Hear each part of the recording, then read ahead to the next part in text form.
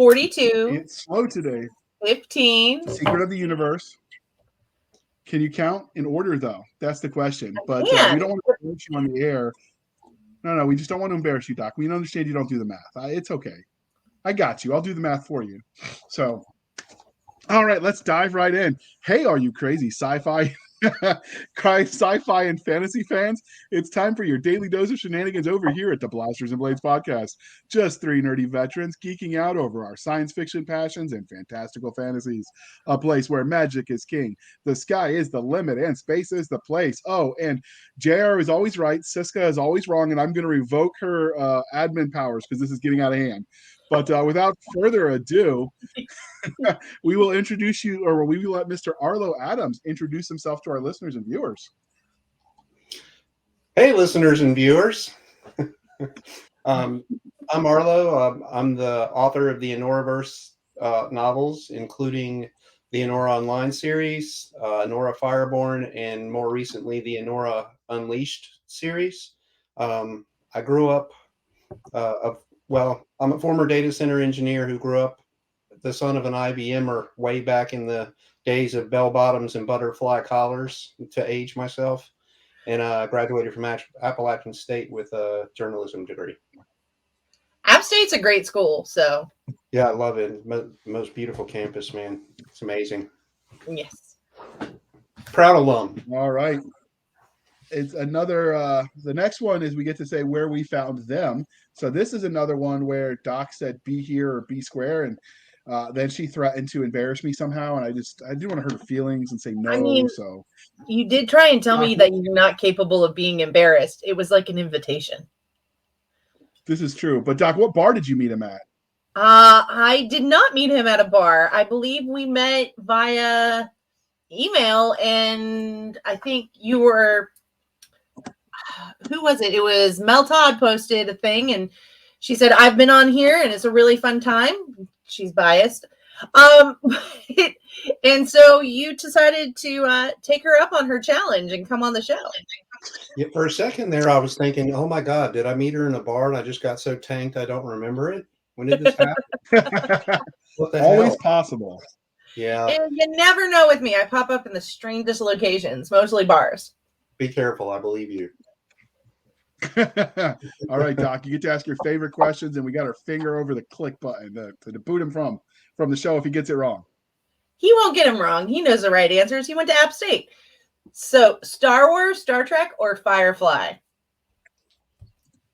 Yes, absolutely. See?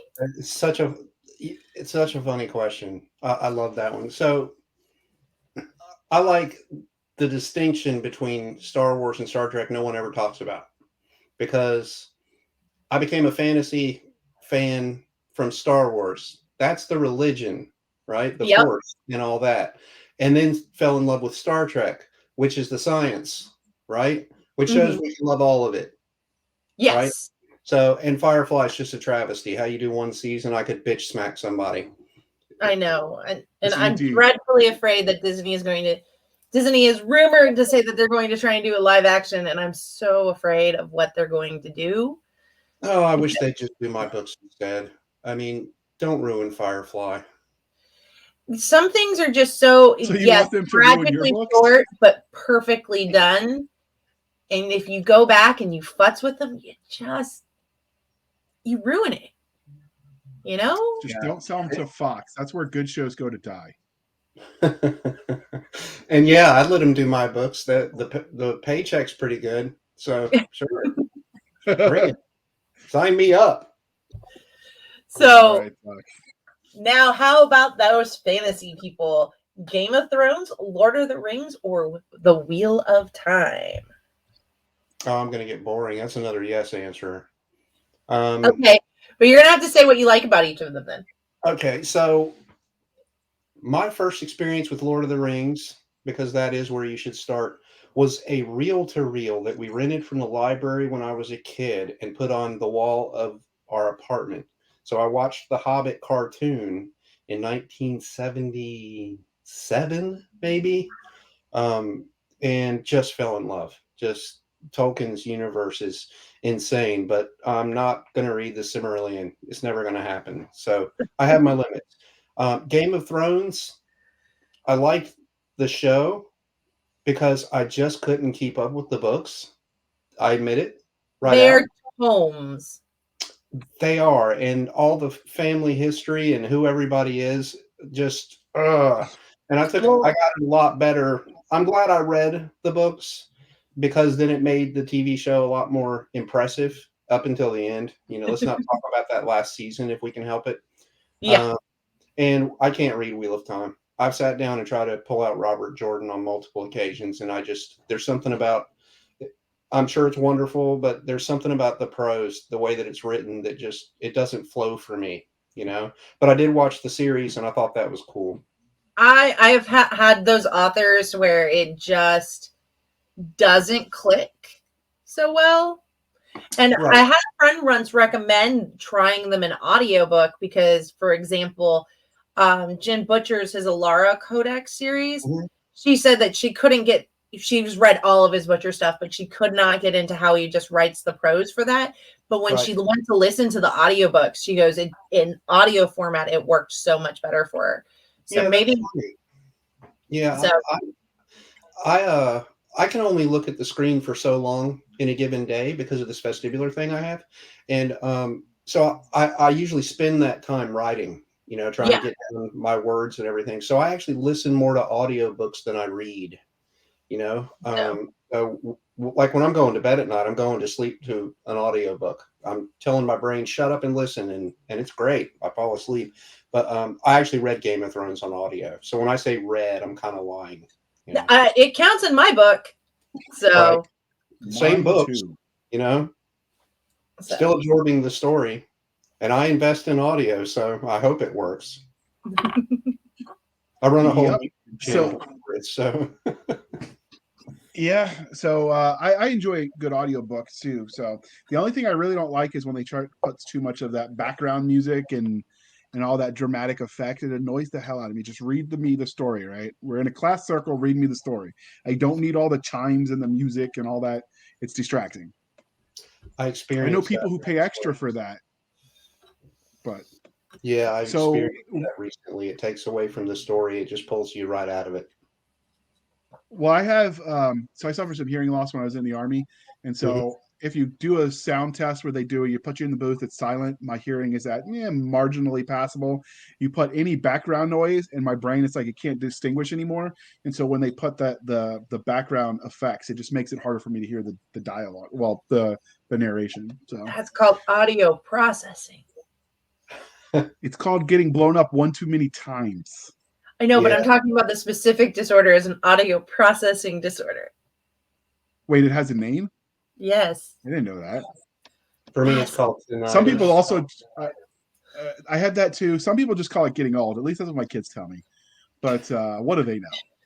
Damn, nothing. Kids these days. I want to shake my hand at the sky and tell them to get off my lawn. Damn it. All right, so. Ouch. All right, so we here at the Blasters Blades podcast like both the fantastical and the scientific. So which was your first love? I saw Star Wars first, so I'd have to say fantasy.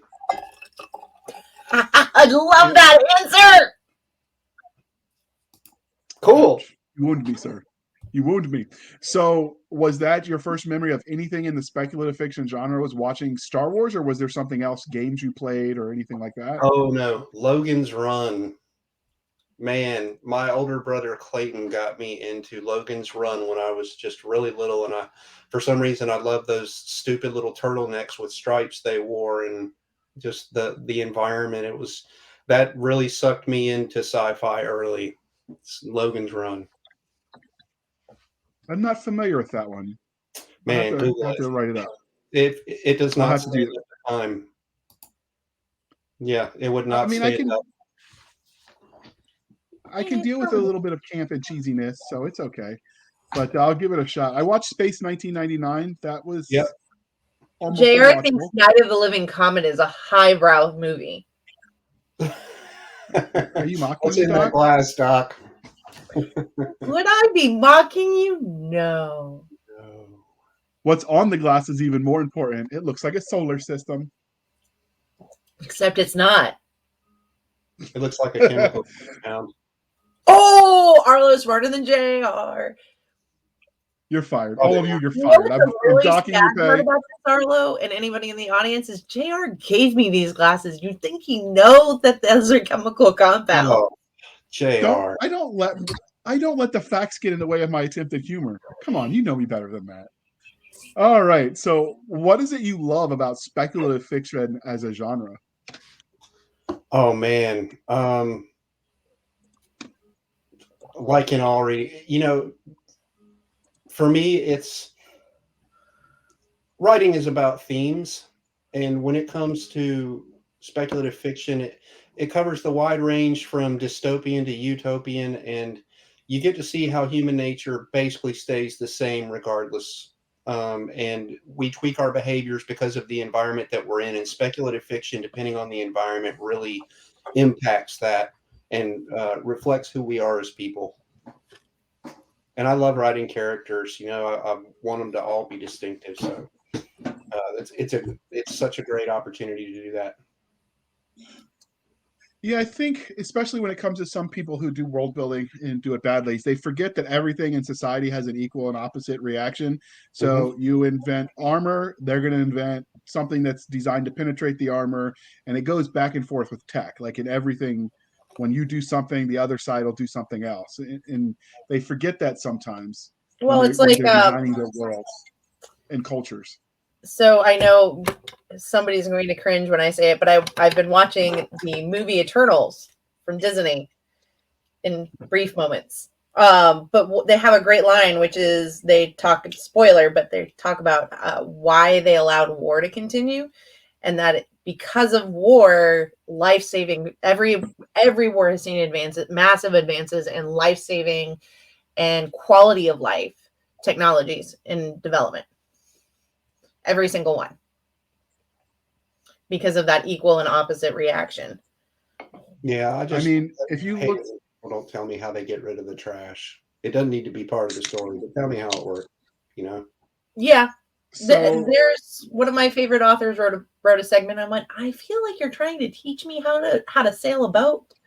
I just need to know that the boat is sailing. Yeah.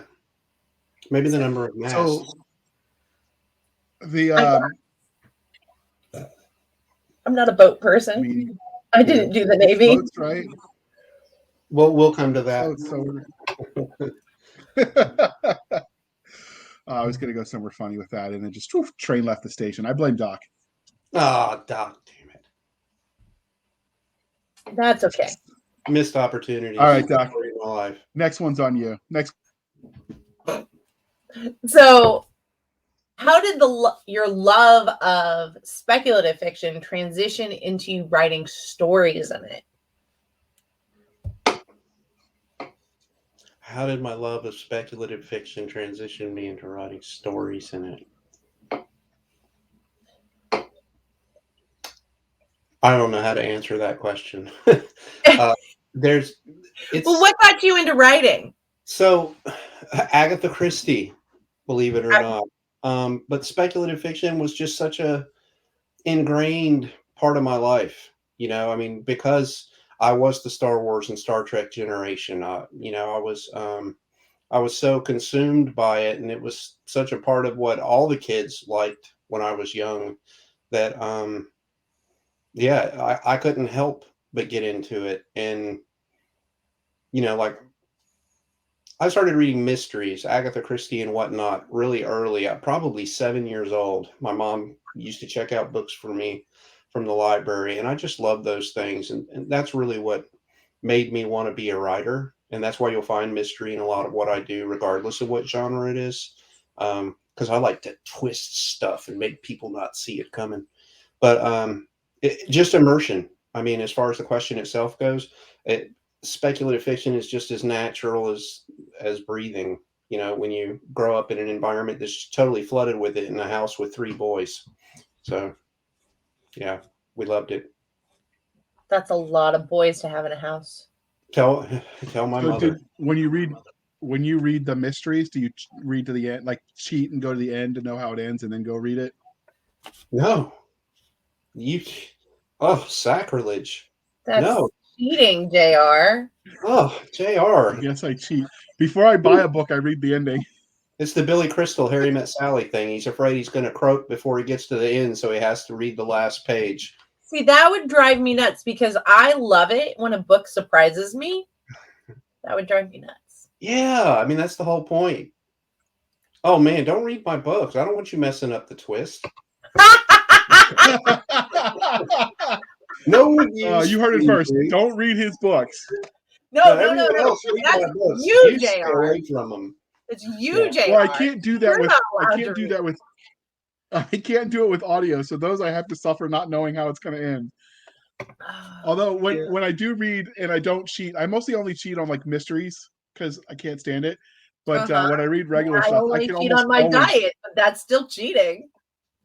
I can almost always tell how it's going to end. I can predict it. You say so.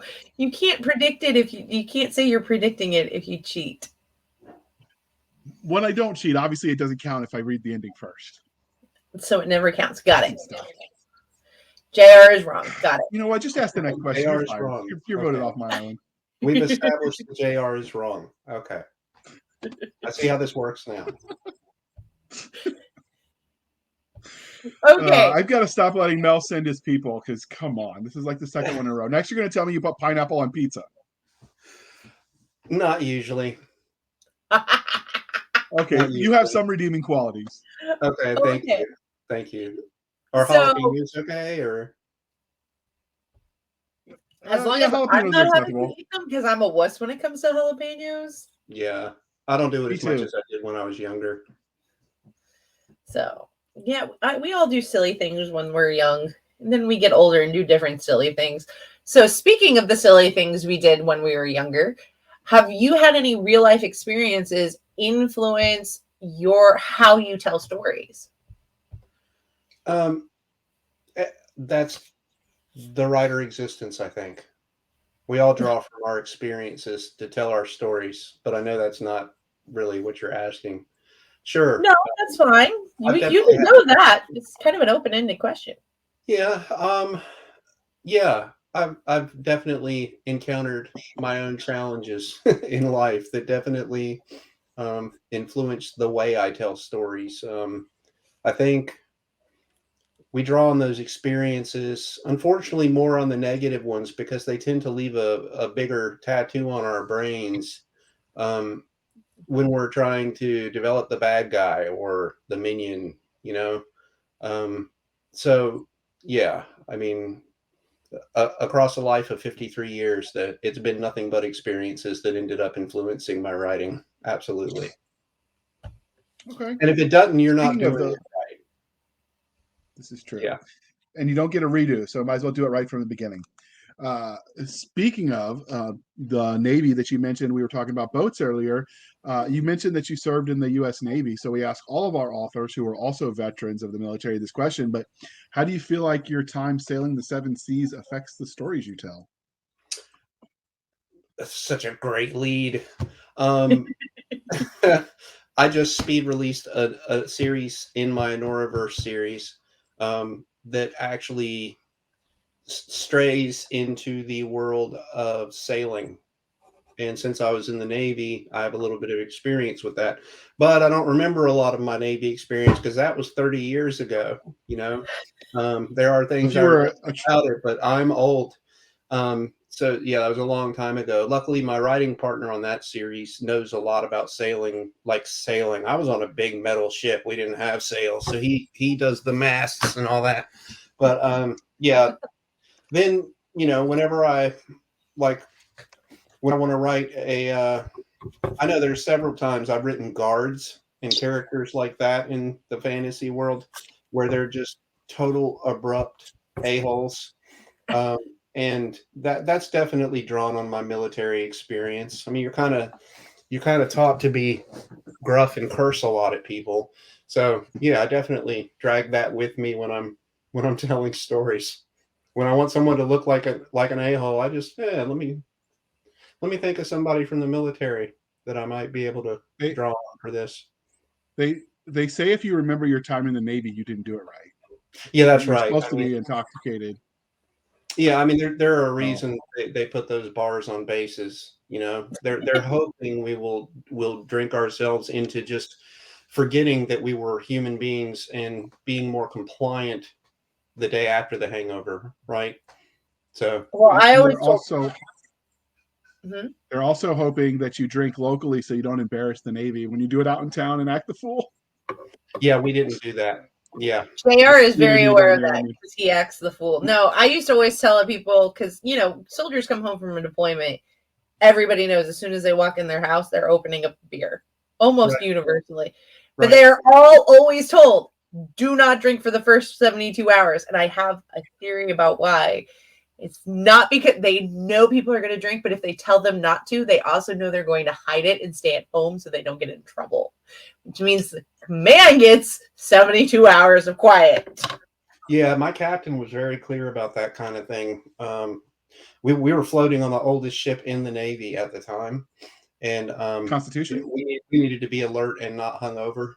And he told us the second we cross off of the base, we're basically going into the civilian authority, and you don't want them arresting you because then you have to deal with them and come back and deal with him. So, yeah, we kept it on the base, definitely. Yes. So to clarify, it was the second oldest ship because the Constitution has been around since the Revolution. Not as a commissioned Navy vessel in the United States Navy. It can't be. It is still a commissioned vessel. Once again, it's still wrong. Well, it was commissioned. Mine was commissioned in, I think, 1944. So it was up there. All right. So if you think I'm wrong, you can bring the proof, dear listener, into the comment section when we post it.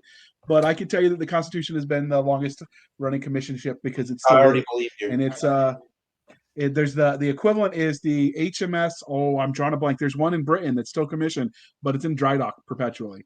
No, you I totally believe you.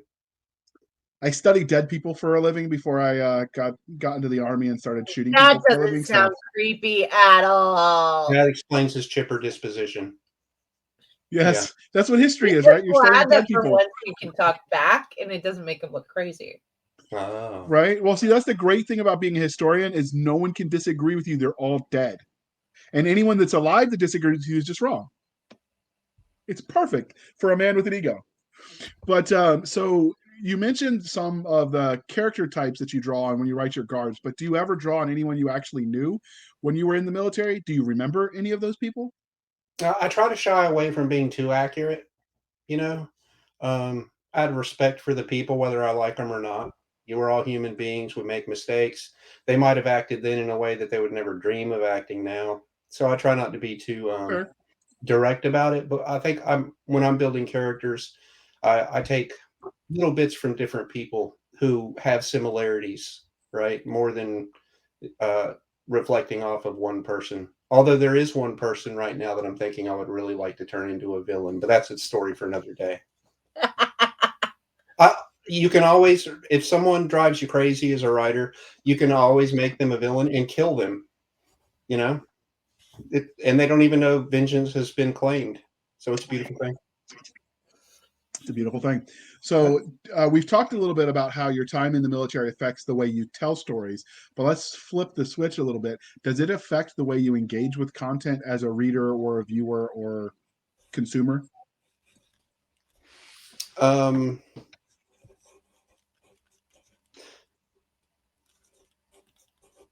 Does your time in service affect the kind of stories you engage with as a reader? I don't think so. I think I've always been a reader. And no, I don't feel like there was a great change. It was impactful in a lot of other ways, but I don't think if I'm watching something military, you know, I'll definitely have insights that people that haven't served might not have. And I might get a tingle about something that's way too familiar, you know, from an episode when you were run off your ship or whatever. But generally, as far as just absorption of the stories or how I engage, I don't think so. Or maybe that is the first one. read it. I don't know. It's fair. I know a lot of people that service is more recent, especially if they were like Army and then they watch military movies and they're like, no, that's not how that gun works, or that's not how that works. And so it's more, Right. a lot of it's on a technical side. Or you get some historians that like you watch a historic drama and they're like, no, they got all of that wrong. He only had 12 buttons on his shirt. Yeah, sailors don't have tactics. So, There's something about swinging a paintbrush that's not really tactical. Ironically, my first job in the Army was Steve. Yeah. My first job in the Army was bosun's mate, and the Army had other ideas. Oh, yeah. Well, try hanging over the side of your ship doing about 20 knots on a little plank with 2 ropes and having it snap on you. No, that doesn't sound fun. No, it wasn't. And I had So- one safety line. You've never seen anyone speed up a line and over a rail so fast in your life. I don't think So what was your rate when you were in the Navy? What's that? What was your job in the Navy? I was a bosun E3. Oh, so undesignated striker. Seaman. I was a seaman, bosun, and then dispersing. Yeah, playing with money. I like it. All right, Yeah, Doc. The next question is yours. Okay, so transitioning a bit into some of the fandom. Have you had any cool fan art or a cosplay of one of your characters yet? Not really. No.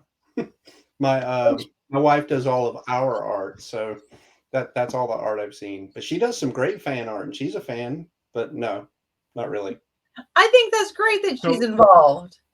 Oh man, was she always an artist and like professionally, and then she just does your work because you're her husband, or did she get into doing this at this level because of you? Ground up. She totally became a business partner and decided we could save money on covers if she learned Photoshop and DAS Studio. And she went from, you've seen both covers we mentioned in the pre-interview. I've seen 3 of them, so yeah. Yeah, so the first ones were her first shot, and while cool, the improvement has just been insane, vast. And she does so many things for the business. I don't know how she learns all this stuff so quick. So she's sharp, definitely. And she's always wanted to be more artistically inclined, so it gave her the opportunity to do that, because now she doesn't have to have a day job anymore, because I'm the most successful LitRPG author you've never heard of, So she makes me that way. She does the art. She keeps me out of my head, except when I'm in the flow and writing. Yeah, she's the best business partner a guy could ever ask for. That's wonderful. I will say, I really like the original cover. So I'll tell you what, one thing that we always encourage is if they want to see the original covers and they want to be lazy, we will link to his newsletter, and maybe next month he'll be able to throw the original covers for the new people, and they can say, hey, this is what it used to be, this is what it is now. And you can tell them which one you like better. Just sign up for his newsletter. We'll do that. Okay, let me make a note. I'll go for it. JR's great at giving other people work to do. He must have been an NCO in a past life. Yeah, but it also gets people on his newsletter, so it's a win-win.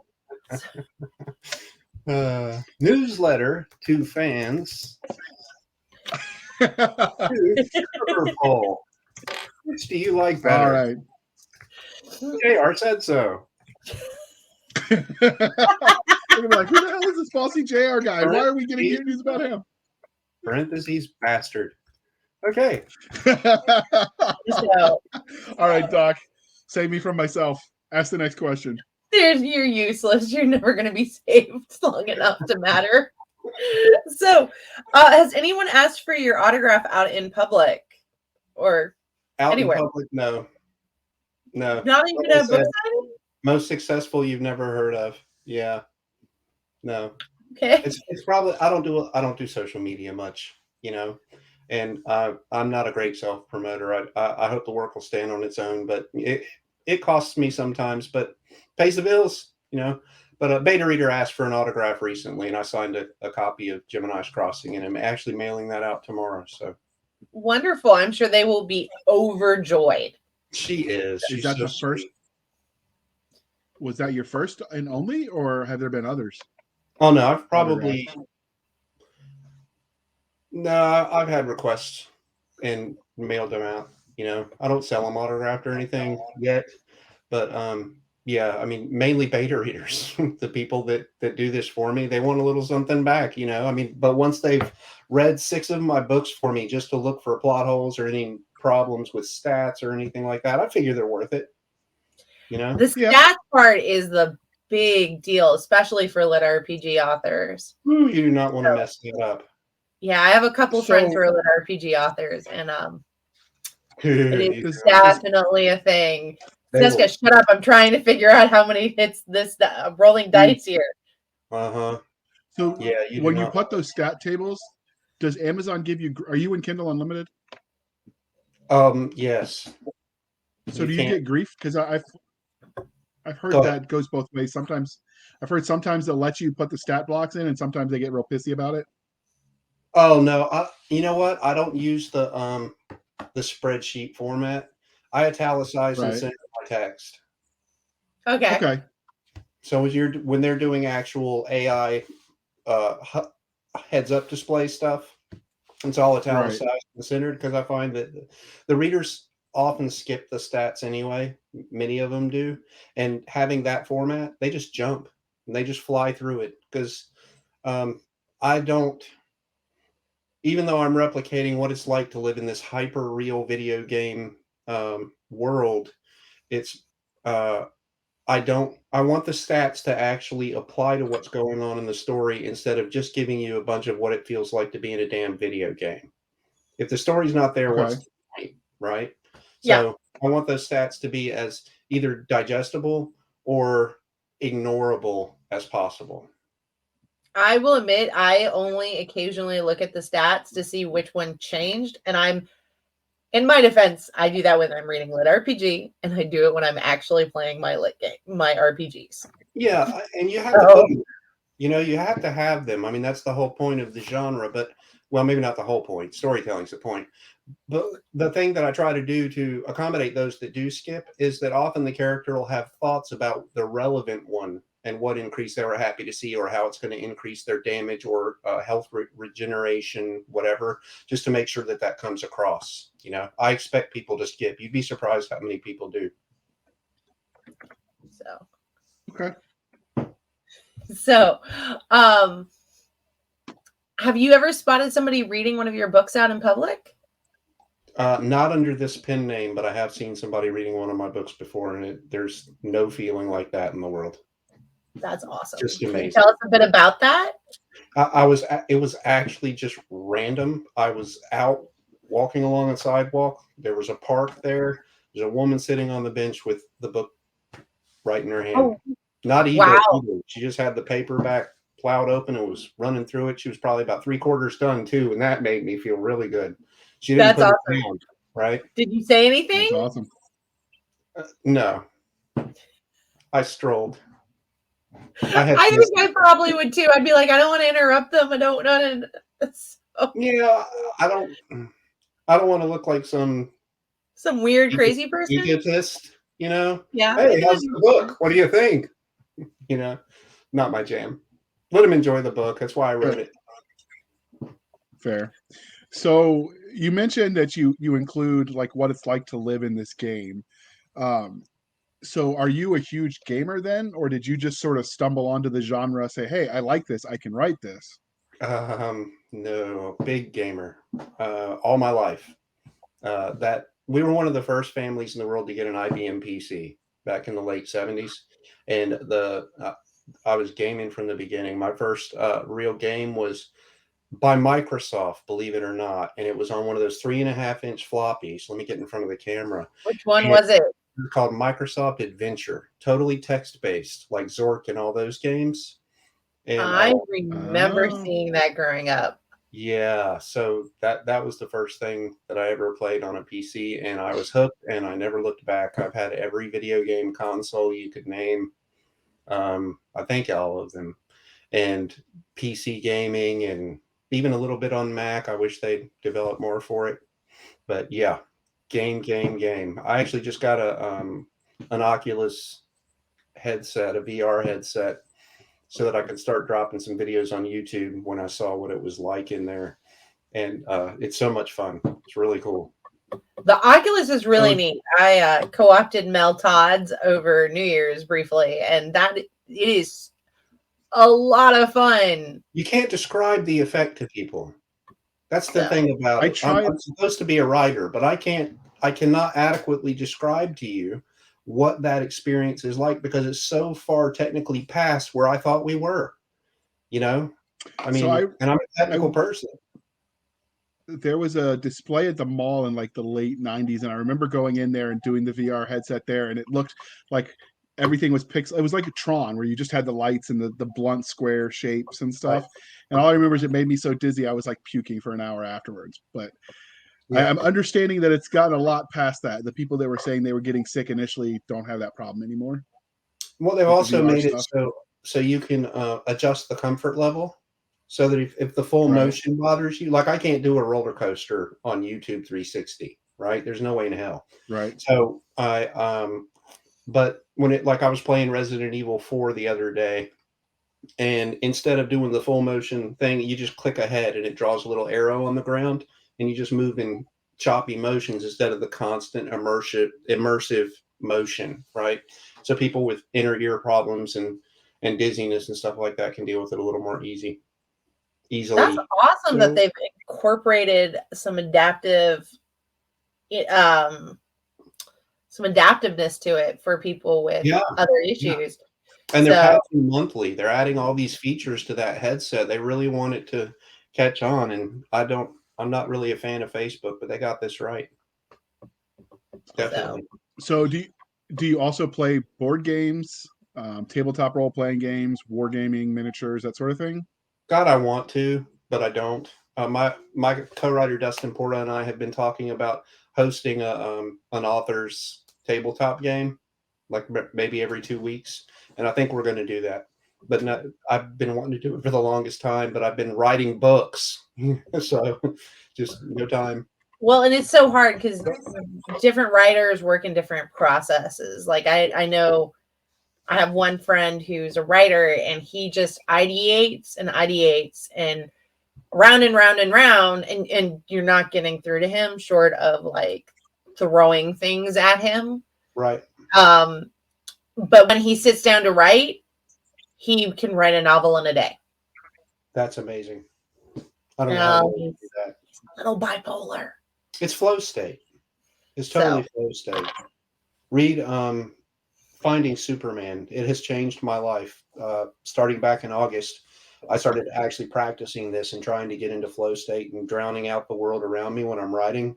And I wrote Inura Online 9 in about 28 days, which for me is really fast. So, flow state. You got to love that non-distractible state. Just warn the people around you, I'm not listening to you.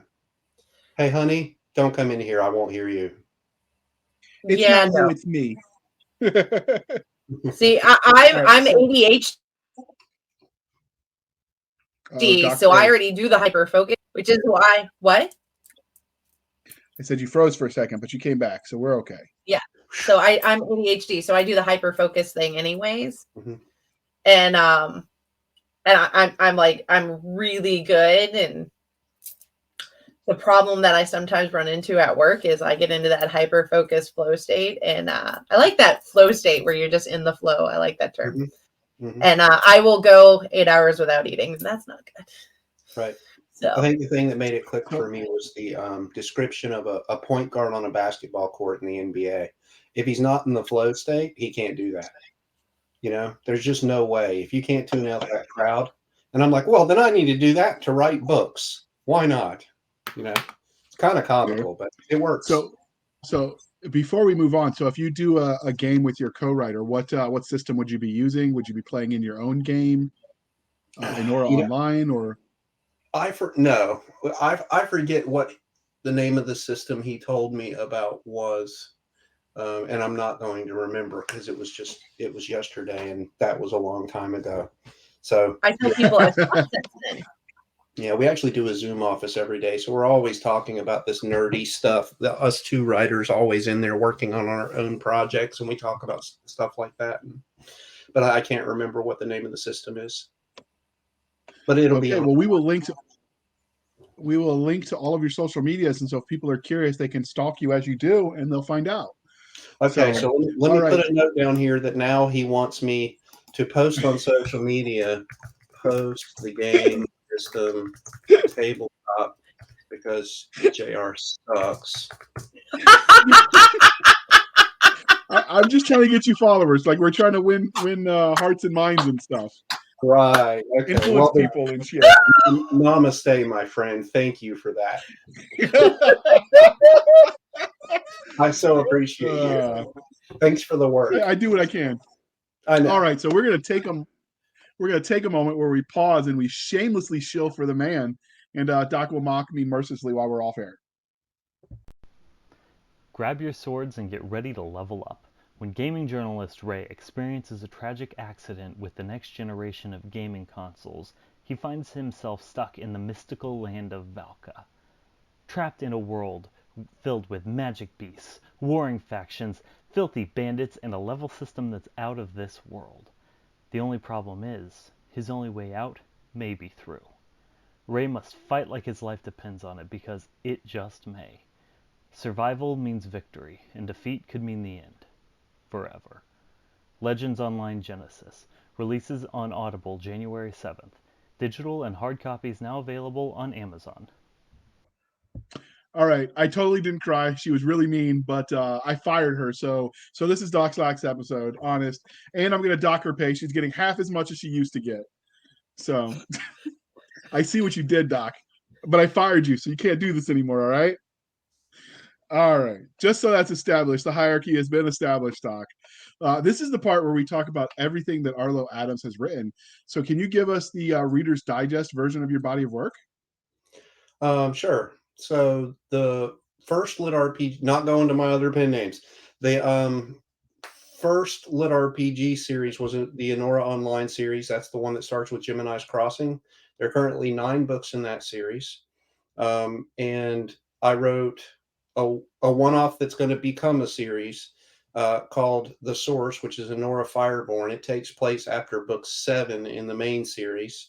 But don't worry, guys. At the end of book 7, it'll actually point you there. If you want to be true to the timeline, you read that next, and then it'll point you right back to Inura Online.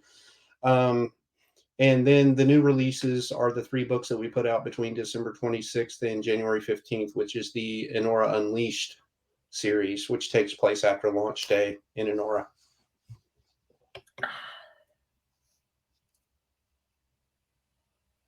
Yeah, was that complete enough? JR sucks. Yeah, I'm just, Doc has been fired. So we'll be hosting auditions for a new co-host. And while all of those books, sure. Wait, you're mean too. So while all those sound fascinating, we're here to talk about the Inura Online series, or more specifically, Gemini's Crossing, which is the first book in this epic saga. So how did you come up with the premise for this universe? Was it psychedelics, Ouija board, hanging out with Doc too much and warping your mind? Mainly weed. That too? Okay. Yeah, mainly weed. The liquid when I can get it. Vaping it a little bit better, cleaner buzz. No. You sounded too convincing there. Maybe a little. No. And maybe. Yeah, it's hero's journey stuff, right? Joseph Campbell. You try to create your own version of the story people have been telling for thousands of years and make it compelling, and put your protagonist into a crappy situation, and then get him out of it just in time to find out he's still in another crappy situation. And then line him up, right? That's life. I mean, art does mirror life. So the premise for the universe really just kind of comes. The one question I don't think any writer really loves is, where do you get your ideas, right? Because it's such a hard question to answer, because it can come at the worst time when you're in the middle of something else and everything has to get shut down so you can get that idea down. And I think with Gemini's Crossing, that's basically what happened with me. Just the ideas. I find that sorry for all the stuttering, but I find that when when I get into a certain story mode and I have kind of an idea of who the character is before I actually start putting him in the situations, just a baseline, I'll be laying in bed at night, and if I don't have my iPad and my little pin for the iPad with me, then I'm an idiot, because I spend more nights waking up to jot down an idea when I'm actually in story mode than you would believe. My sleep suffers, and I have this little aura ring on my finger to tell me how much it suffers. Link it with the app, and it says, "You slept like crap last night." I'm like, no kidding. I have a watch that does it. It's kind of obnoxious. Yeah, it is kind of obnoxious. I don't update it every day. I don't want to see that every day. I kind of feel like I slept okay last night. Why ruin it by you telling me I didn't? But yeah, I think things just kind of unfold that way for me. Once I get into that mode and I have the idea for the story, then the universe just kind of comes in and says, "Bam, here's an idea. Bam, ooh, that'll fit. Bam, no, that's crap. Throw it out." But it still wakes me up. I don't know what it is about that place where right when you're about to fall asleep, that place between consciousness and unconsciousness is a creative space. That's where the muse lives. I'm convinced of it because the bitch wakes me up.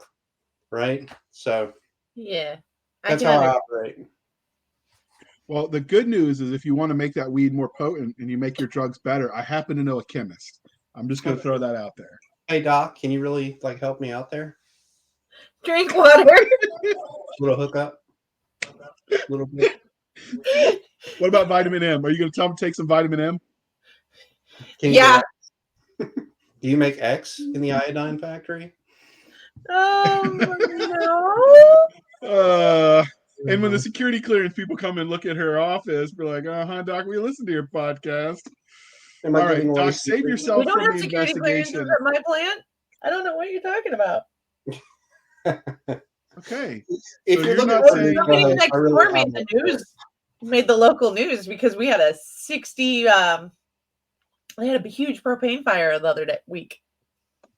And were you anywhere near that when it went off? I'm just saying. I'm not saying it was you, but were you near? I was inside in the lab doing my job, being very confused why everybody else was yelling and running around me, and I'm like, "Why are you guys buzzing? What are you doing? Why are you being so dramatic?" And then they're like, "Look out the window," and I'm like, "Oh, that is good cause for drama." So what Doc's saying is she's not saying she can make you better drugs, but she's not saying it either. All right, we got it. Now that that's clear is about Doc. I've got her email. We'll finish this one. There you go. All right, Doc, next question. So moving into the book, can you give us, you're supposed where are we? No, we're supposed to put up the cover. You think that? You're right. I didn't. He mentioned earlier that his wife did his covers, and it just slipped my mind. I blame Cisca, really. I mean, everything's her fault. But this is the cover for the book, the new one. So where did you come up with the idea or premise for this cover? Or I should say, where did your wife come up with it? So that's actually kind of a funny story. I have this program on my iPad that I can't remember the name of right now, where I was screwing around with the light pen feature with my little iPad pencil, whatever the hell they call that thing. And I drew this light pencil EO, and then I turned it sideways, and this is what it looked like. And we noticed that the E looked like the power button on a computer or a pad or whatever. And we thought that was kind of a cool crossover since you play these games on computers. And then Emily went from there. I just showed her the basic, how the light swelled from center going out, how it gets a little bit thinner and less reflective or less of an aura. And then she went into Photoshop and blew me away. I think it's a really fun cover. I like it. It's nice. It's very distinctive in the field of LitRPG covers because it is actually very clean and very simple. Yeah, it stands out in the search results. So it really does. And I really like it. So thank you. And I have more than a few LitRPG books on my shelf. Awesome. Glad to hear that. But yeah, we wanted a runic symbol, that was the big thing. At this point, we already had 8 covers that were not this. And we talked about the longest time about making them more distinguishable when people search for LitRPG. So when the other covers are sliding by, this one stops the scroll. And she created 10 in no time at all. And I love them. She did a great job. They have that runic quality that says fantasy. Yeah, they do. It's kind of like Larry Correa had a book come out, and I totally spacing on it. It wasn't part of his Monster Hunter when he switched and did an epic fantasy, and it was just the mask on the cover, and that kind of has the same vibe because okay, fantasy. Oh, look, swords. Da da da. Wait, what? And you do stop and you notice it. Cool. So awesome. I really like it. It's very good. Thank you. I appreciate that. She will too. And then, but can you tell us about your 30-second elevator pitch for this book? Sure. Gemini Fowler has just learned he has an autoimmune disease that's going to end his life. And then a billionaire game developer comes along to offer him the chance to live on in a hyper-realistic role-playing game world, VMO, PPG, whatever. Virtual multiplayer online role-playing game. But due to complications stemming from the sentient AI that's woken up in the world, he has to survive until level 10 or be wiped from the servers. Ooh. Oh. Level 10 can be a hard level to get to depending on your game format. Especially in a hyper-realistic world where you feel the pain because you've been transferred there. So that's yeah. Cool, I think. That sounds like it's going to hurt. It's going to hurt. It's going to hurt. Yeah. So, in the field of all of these lit RPGs, what really makes yours stand out in a neat way? It's a beta test. I think that's the thing that differentiates is because of that AI problem I mentioned, they can't get other players into their game world. Okay. Right. So he passed the brain scans. So basically the continent that he lands on, it's called Rubal, is his sandbox. He's the only player on that continent. There are no other players. There's no PvP going on, but there's a whole lot of political strife and social turmoil, the things you look for in good storytelling, I guess. That sounded conceited. You'll edit that out for me. Absolutely. No, but you do need. We will. No, but really, it does. The intrigue, the social stuff, the political situation. I think it's just different from the other lit RPGs that I've read in that way. It's not. Well, it also sounds like you're kind of taking the middle ground on, because I've noticed with lit RPGs, like there are some that are really, they take what I jokingly call the Kraut method, which is, I swear the man, and he's actually shown me the Excel worksheets. It has Excel worksheets that flow and everything and massive stat tables. It's like looking at first gen TNT all over again, right, on an Excel sheet. And then you have some that take like the Jay Boyce and Siphon series where it's very light on the stats and everything. And you sound like you take kind of the middle ground on that. Yeah, that's pretty accurate. I have spreadsheets. I definitely, I track everything. Because I know Jay does. She just doesn't always put it in the book. Right. Yeah. You don't want to know what she says when you call her when she's updating the spreadsheet. Yeah. Don't tell the people the same upgrade every level. Just don't do that. You're really boring the hell out of me. And I actually stopped reading LitRPG at one point. I haven't gone back to it yet because I don't want to stumble upon the idea I was planning on putting in my next book and feeling like a copycat. I think Stephen King kind of had it right about, don't read too much in your own genre. I think with mine, you have to read a certain amount in order to kind of get a grip of the tropes and what people really like that are specific to lit RPG and less to fantasy. And then create your own kind of statistical overlay and figure how you wanted to do that. For me, it's more Dungeons and Dragons oriented because that's the role-playing game that I played at tabletop when I was a kid, elementary school and junior high school, and until girls came along. And yeah. End of answer. So I have a question. Hold on. Wait. Go ahead, Doc.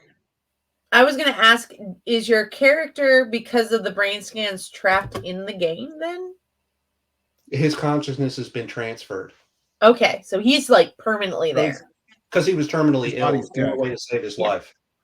That's right. Okay. So with a lot of LitRPG, it seems like the big trend is everyone went towards, everything is a harem this or a harem that. So yours doesn't look like that's what's going on. So what made you decide to be different? I actually started out with harem elements in the first 3 books. And upon review, literally, it didn't review as well. Like 3.6 on Amazon is not a good star rating. And I knew that was why, because people just have this venomous hatred. Some people love the stuff, and they're not the ones that leave reviews and talk about it, right? The ones who leave reviews and talk about it are the ones that say, save it for romance, jerkwad, get out of my genre, And when I looked at it from a hero's journey point of view, I didn't realize at the time that I had pretty much killed it on hitting the hero's journey points, right? Refuses the call, finds the mentor, all this stuff. And it didn't need to be there, So I actually went back before we released book 4 and I wiped all of it. I just got rid of all that, anything that could be mistaken for sexist attitudes or, well, there weren't many of those anyway, but sexuality, any of that stuff, except for the main relationship that takes place in the book that you'll just have to read to know about. But people will see what I mean. And I actually put a little, you might have seen the forward if you did the look inside that explains this is what this started as and this is what it became, because it just didn't need that stuff. And I have a granddaughter now. So I can understand that. One of my favorite authors to read of all time, she has one series that it got kind of gratuitous and it kind of took over the story for a while. And I really didn't like that. And then she had another one where it as long as it stayed within. But I think it's really cool how you've let your reviews kind of influence you, because some authors say don't ever read them. Right. I didn't say I read them. So you didn't read the reviews? No, I get too mad. Did you let those reviews influence how you're doing things then? In the series? No, I don't generally. It was because of the overall rating and the fact that I knew we told a good story and that it could do better. Okay. To reach more people, and review ranking has everything to do with that. It's your first form of social credibility is when someone clicks on that book cover and the product page opens and the first thing they see is the number of stars that book has. And if I was sitting at 3.6 stars because it had content that people were objective to, and the story stood so much better without that content, to be honest with you. Yeah. It only made sense to nuke it. And 6 months later, we were up almost a full point. Wow. So, that's huge. Yeah. So it wasn't just money chasing and not being true to the art. It was just practical, Well, I think you're also saying that you realize that some of it wasn't really true to what you were writing in that genre. There's a certain level of a bait and switch in books. If I think I'm opening up a mystery book and I find a romance, I get really kind of annoyed. But if I open up a romance and I find a mystery, I'm not as annoyed. But there's a certain, there's a dynamic within there. Totally makes sense. Yeah, that's exactly right. So, which do you think that Gemini Crossing really hits in a home run on? I'm sorry, I missed half the question. Which tropes do you think that Gemini Crossing really hits out of the park? The mentor is big to me. It definitely does that. Not reluctant hero. He's not really reluctant. There are many. I wish my brain was bringing them up at the moment. Is there anything that you think you really took and just kind of twisted on its side? You mean story-wise? Yeah. The whole thing's a twist on the side that you don't realize. You know what? That's what I love about what I've done is that when you reach book 9 and you get to the end of it, you find out nothing that happened in those 9 books was what you thought was happening. Oh, I love it when that happens. Yeah, it's I'll never end this. It's Yeah. just too much fun.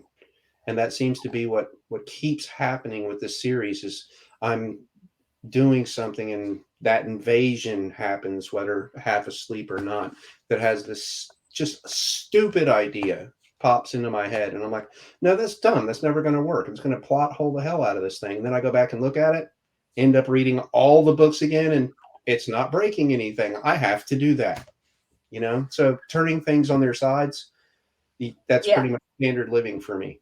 I love it. I've had a couple of authors where I read them, and some of the characters who at the beginning of the story and even partway through this, most of the way through the story, you're like, I hate this character. And then at the end, something changes and you're like, actually, I like Now that I character. And now I get it. Now I know who they are, and that makes sense. So I really enjoy those moments as a reader. So yeah.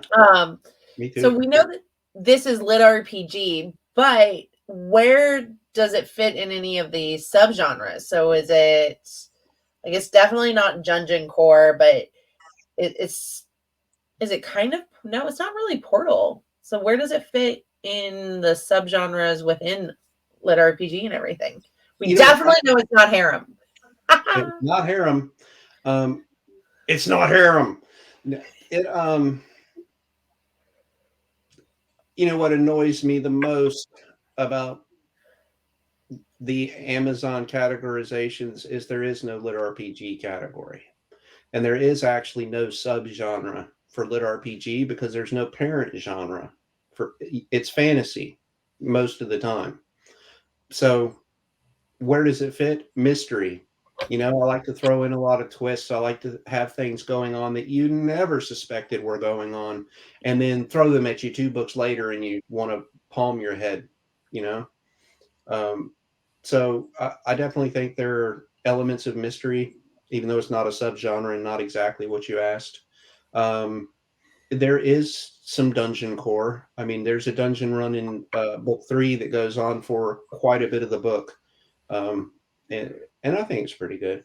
And there's another one, the one I'm working on for release later this year, Inura 10, is actually going to be a dungeon run as well, because it has to be, stemming off of book 9.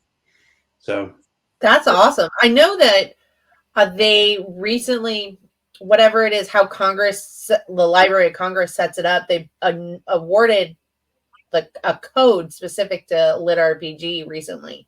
Oh, really? Yeah. I did not know that. I'm such a dork that I know But you're our dork. Well, actually not our dork anymore because I fired you, but you know. Best kind of dork.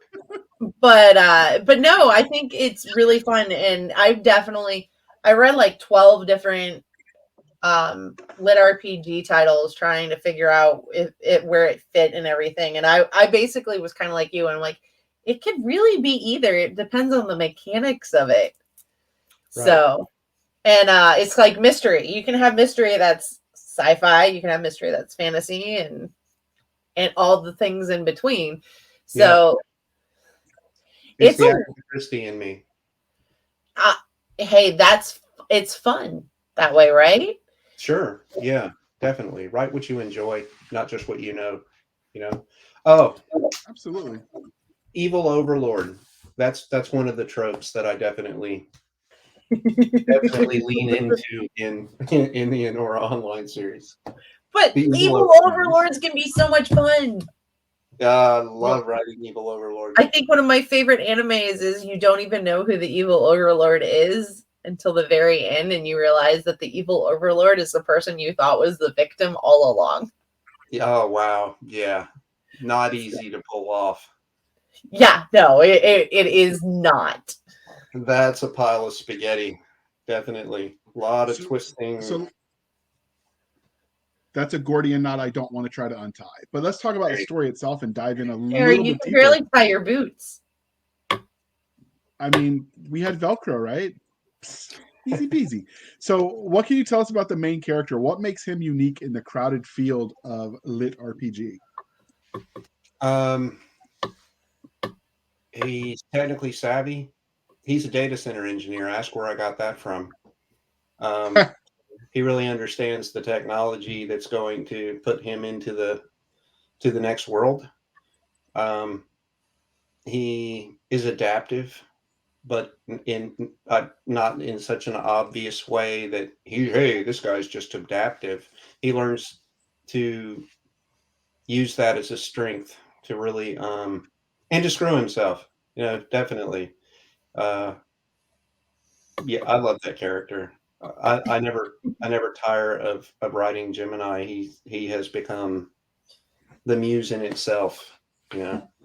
So yeah, he's adaptive. He's technologically savvy. He's adventurous. He definitely likes to break stuff. So did you go into how he picks the name Gemini? I'm assuming that's his gamer tag and not his actual given name by his mother. His name is Gemini. Yeah, his name is actually Gemini. Oh. And it's my wife. It's my wife's sign. That is a unique name, I think. Okay, so we'll move right along. What about any secondary characters? Were there any of those that are especially memorable? And if so, could you tell us about them? Yeah, there's a foul-mouthed goblin named Charney who speaks like people from Gemini's old world. Unlike the rest of the fantasy characters, he uses a lot of foul language and says "bite me" a lot. The fans I love it! Yeah, he's awesome. The fans like him. He's cool. And then there's Decini. She's the stoic tank type, totally dedicated to the cause, but also soft where she needs to be. And she probably has she doesn't. They all have troublesome backgrounds. That's what brings them together. All their backstories made their lives crazy so that they're more appreciative when they find the family that becomes in Gemini and Quest for Roshan and Plague Barons. So yeah. But yeah, I did a poll on YouTube a while back just to see who people liked, because I post my audiobooks out there. And Charney was a favorite. Gemini won, people, of course, main character. But Roshan, she's the priestess of the group. She did pretty well. Asian features and from a different continent. And Decini's a favorite. And the love interest, Priya, is a favorite too. So I get it from all directions. No, I can't help it. In my mind, every time I think Gemini, I think of the character from American Gladiators, the old 80s and 90s TV show. Right on. No, it's just my wife's astrological sign. So I thought, well, Doc was not in America then, so she missed all the good shows when TV was fun. And she just doesn't know what she's missing. I got Teenage Mutant Ninja Turtles, Galaxy Rangers, Star Trek. Yeah, that's sad. You never got to see Charlie's Angels when it was new. TSR. I saw some Charlie's Angels. I was being facetious. I saw a lot of her. So I'm convinced that she was the murderer. Like, there's just too much death around her in that small town for it not to be her. Just throwing that out there. Agreed. But so you mentioned that you had the trope of the evil overlord. So we're going to talk about bad guys for a second. So can you tell us about the bad guys the main characters have to confront without giving away any spoilers, obviously? Nope. Yeah, I can. All right. That was so quick. The bad guys. So okay. Yeah. The Jerry, he answered your question. Of the book is one bad guy, the evil overlord.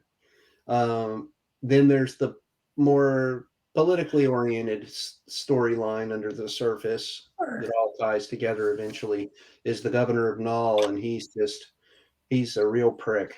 And I used myself for the inspiration of him being such a jerk. The As old you me. do. Yeah, absolutely. I wanted to make sure that my personality got into the bad guy who, does all these nasty things. I'm joking, but yeah, I like my bad Oh wait, guys. so was I. No, Okay. JR, you weren't joking. I like my bad guys. I think that Oh. they're very different from each other. That's what makes for good bad guys, I guess. And their cause is not always common. So yeah, I think they're pretty cool. So Okay. I really got to know, if Gemini and company found you in a back alley, how do you think you'd survive that? If they knew who you, they were like, it's Arlo. He's kind of responsible for that thing that just happened. So, Oh man, that could go multiple directions. I guess it depends on who's speaking for the crew at the time, who's in control of things. If it were Gemini, no, I think Gemini would be pretty like, this is better than my old life anyway. The hell with that. Thanks, dude. And then again, he might cut me in half. No, I think the first. I think he'd say, thank you. I've got a good life now, even though it's a tormented and troublesome life. At least I'm never bored. So thanks for the friends, bud. that's awesome.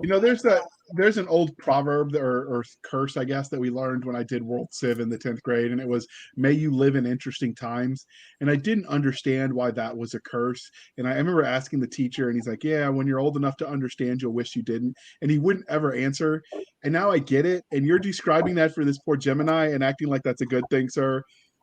I don't know that he would agree with that. JR, you were naive for so much more longer than I was. I don't know that I'd say that, but we're going to move right along.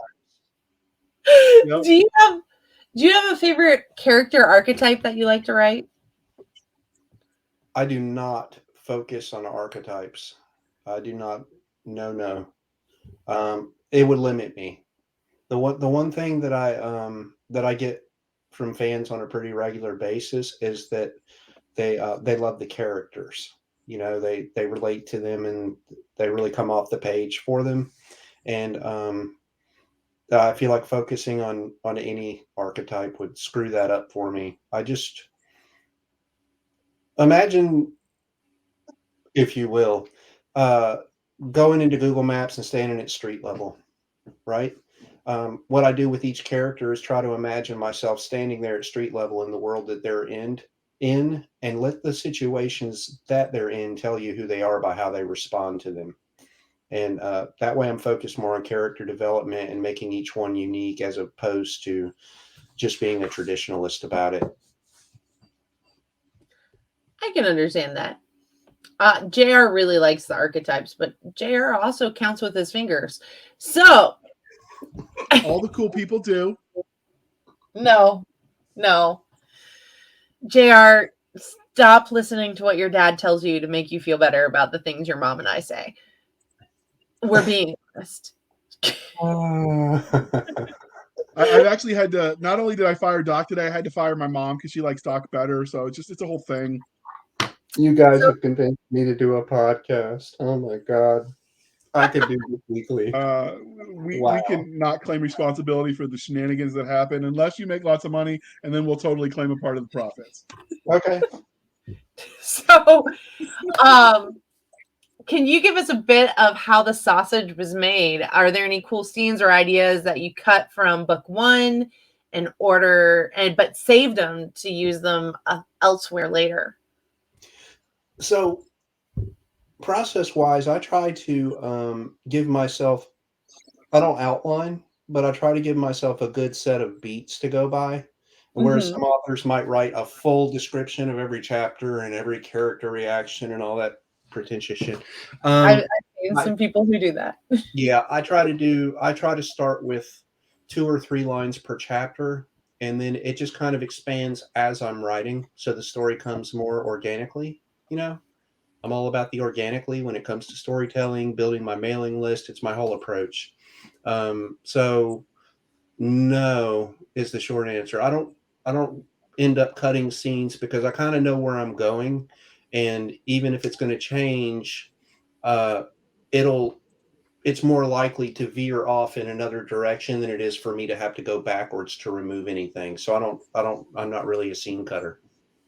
Okay. So finally, what can you tell us about the universe? You've mentioned that it's a fantasy game world that this guy goes into. But could you tell us more? In miniseries, the worlds where the story takes place, and this is especially true of LitRPG, is as much of a character as the protagonist and antagonist.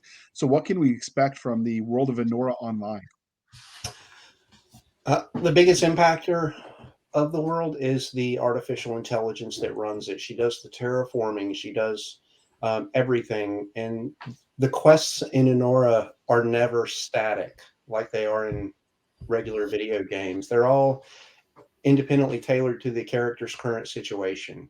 It's a real-time thing. So no one has the same experience inside the world, which is the selling point for Nakiro Takamoto and Infinity Designs in the story.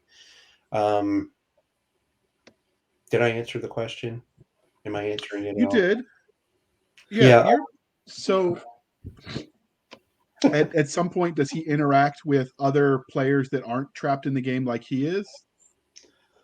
So no, during Gemini's story, I don't want to give anything away. There's a conflict between the developer and the AI that has become sentient, right? Oh. Because of some events that took place before Gemini came into the picture involving beta testers. So that's all I can say. All right. So now if you want to know more people, you can go buy the books, and we'll link to his Amazon page so you can do that when this interview is over. So Gemini's Crossing is clearly part of a series. I know because it says so on Amazon, and you told us at least a dozen times. There are currently 9 books out in this series, but is Gemini's story done? Will there be more from these characters? Where do you see this going next? I don't know if I'll ever stop writing this series, honestly. I see endings for the other stuff that I'm working on and kind of have an idea of where they're going and how that's going to end. But that's the funny thing about Gemini. I could have probably ended it after 7 books because I put a nice wrap on a long arc in book 7. But the ideas keep coming for this freaking guy, and he won't leave me the hell alone. So I'm just going to keep telling his stories until people stop buying them, which is not happening. New books come out and there they go. So and Paul, I'm thankful. Thank you. Yeah, I don't see it ending. I mean, someday I guess it'll have to. I'm going to end someday. But speaking of, unless you go into Inura Online. Well, if you find a way to transfer my consciousness, let me know. I'm the first one in line, so long as I can take my wife and my dogs with me. But yeah, I love it. I love writing this series. I love writing Gemini, and I love writing every character in it that is a staple in it. And I never thought I would ever have that. So I would be an idiot to give it up. So the main Inura Online series will go on forever until I really just see it has to be the end. People have lost interest, whatever. But the Fireborn series will be limited in nature. There will only be a certain number of books. Don't know how many. And the Unleashed series, I think we're aiming for between 5 and 7 books, but we haven't decided yet. So you mentioned taking your dogs with you, and now I'm just picturing John Wick in a LitRPG game going nuts and how entertaining that could be. I would pretty much respond. So now you have more ideas. Situation. Yeah. Understood. So we know that every literary universe has its own internally consistent rules of science, technology, and magic. So what sort of tech or magic could we expect from these books? A lot of the standards and a lot of made-up stuff. And again, no spoilers for the made-up stuff. Half of it's the surprise.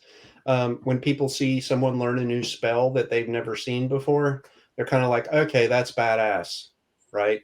And that's the response I want them to have when they see the cool stuff.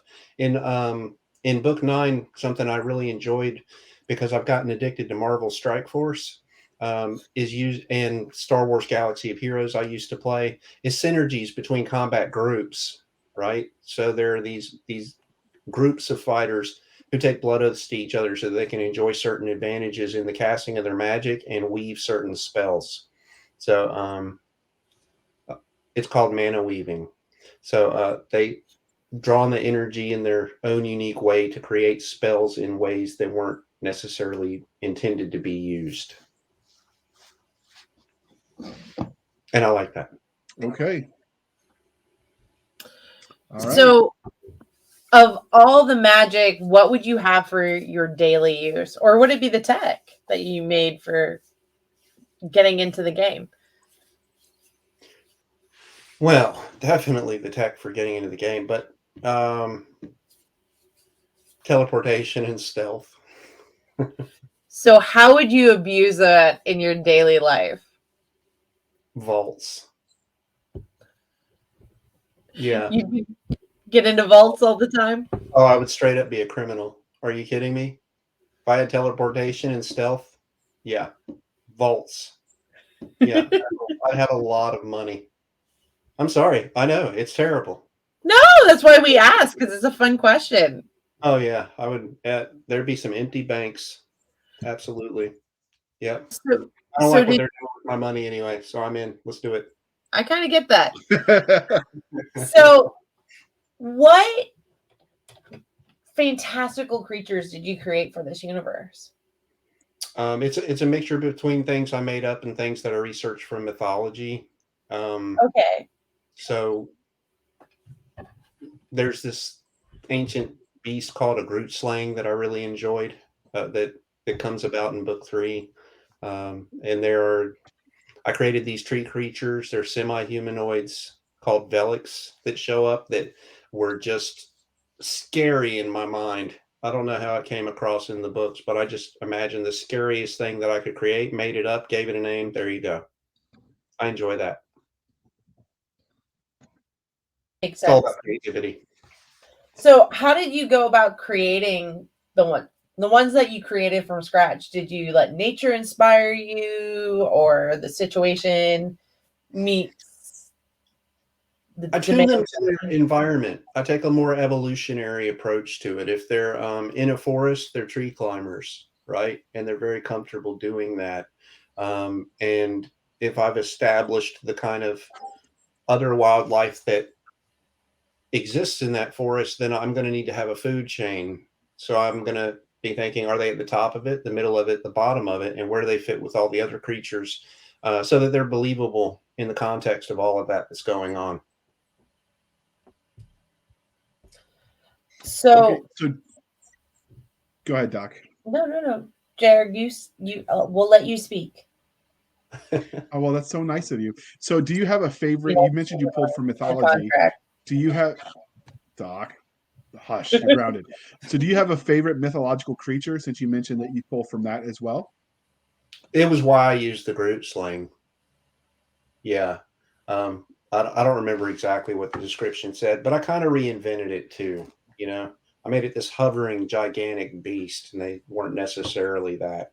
But yeah, that's an example of one that I thought was kind of scary when I read about it. And I'm lucky to have a search engine, man. Very thankful for the search engine. Okay. So clearly this interview is winding down. We went a little bit long, but it's been a blast. Was there anything before we wrap this up about Inura Online or Gemini's Crossing that we didn't ask that you wanted to tell us? Like as to availability and things like that. Or in general? Okay.